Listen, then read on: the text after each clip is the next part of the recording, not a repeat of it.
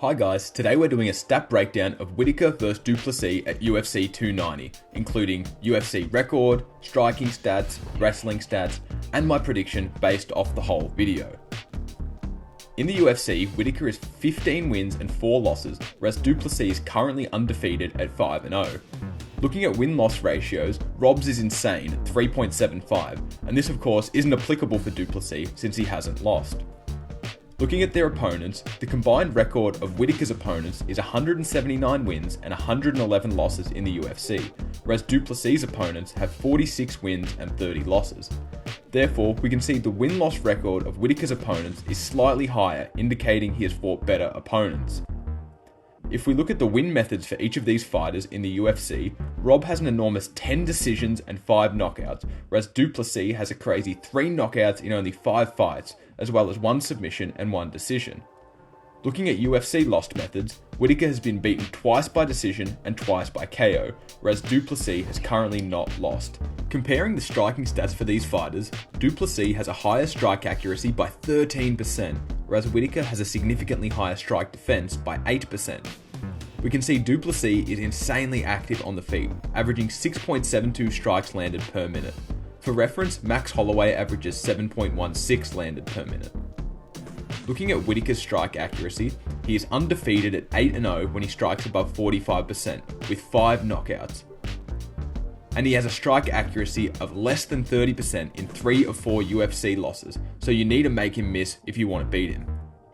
Looking at Whittaker's opponent's accuracy, in 3 of 4 losses, his opponents were above 40% accuracy, although he does have 8 wins when his opponents strike above 40%, so making Whittaker inaccurate is more important than being accurate against him. Du Plessis' strike accuracy has been increasing throughout his career and has averaged 59.5% in his past 2 fights, which is up there in the top of the UFC.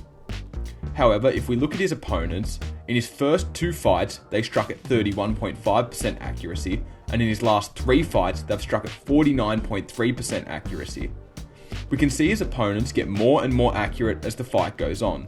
Brunson made it to round 2, then Till's accuracy was higher and he made it to round 3, and Tavares' accuracy was higher again and he made it to a decision.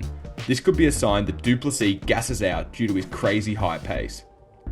Whittaker has 10 knockdowns in 19 UFC fights, although he only has 2 knockdowns in his past 8 fights.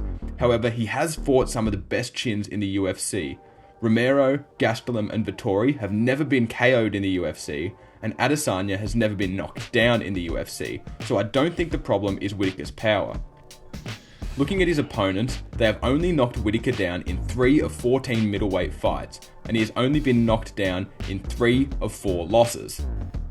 Du Plessis has a crazy 60% knockdown rate in the UFC, landing knockdowns in 3 of 5 fights, and has a 100% KO rate when landing a knockdown. On the other hand, Du Plessis has never been knocked down in the UFC, although his opponents may be out of form. Brunson landed 1 knockdown in his past 7 fights, Till has landed 1 knockdown in his past 6 fights, and Tavares has landed 1 KO in his past 6 fights. Looking at strike differential, Whittaker has been outstruck in every UFC loss, and is 0-4 when losing the strike differential and 15-0 when winning it. Du Plessis, on the other hand, has significantly outstruck his opponent in every UFC fight, averaging 6.72 significant strikes per minute. This is very interesting since Whittaker has lost every fight when he gets outstruck.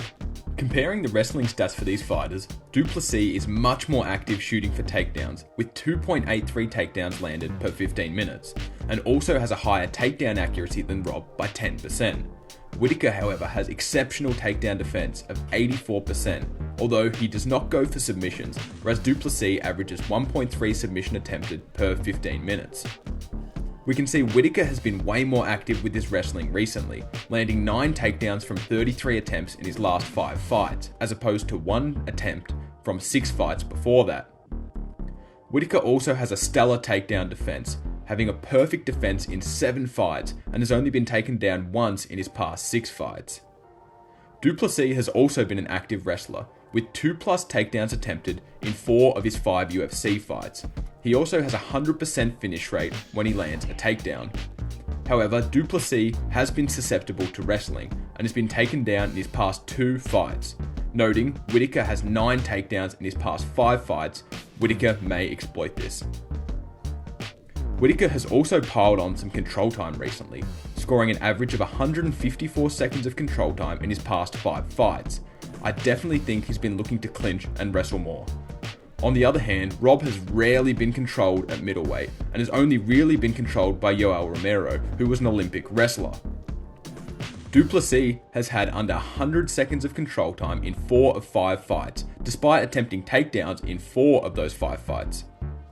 Noting that Whittaker has only really been controlled by Romero, I can't see Du Plessis getting large amounts of control time.